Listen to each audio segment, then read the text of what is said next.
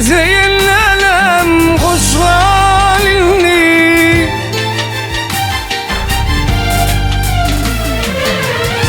ayrılıp girdine yanım.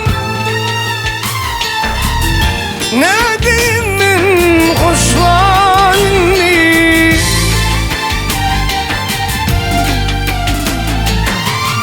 yar yardan ayardılar. Bedel yarın gülü zonli, ayrı düştüm dildarından. Ne onlara koydum ben, yar yardan ayardılar. Bedel yarın gülü zonli, ayrı düştüm dildarından. Ne onlara koydum dünya.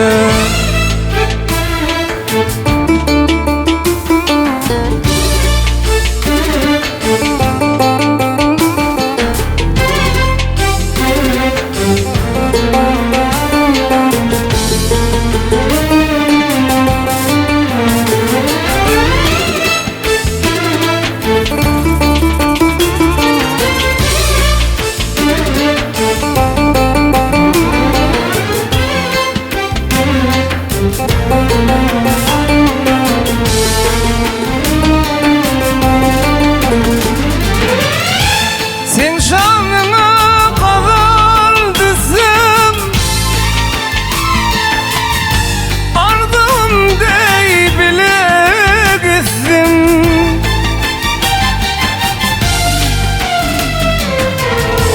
Beni beyle ada dizsin.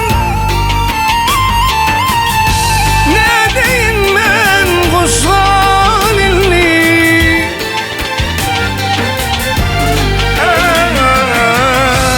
yar yardan ayardılar. Bedel yarın gülü zonli, ayrı düştüm dildarında. Ne onlara koydum ben, yar yardan ayardılar. Bedel yarın gülü zonli, ayrı düştüm dildarında. Ne onlara koydum dünya, ne onlara koydum dünya, ne onlara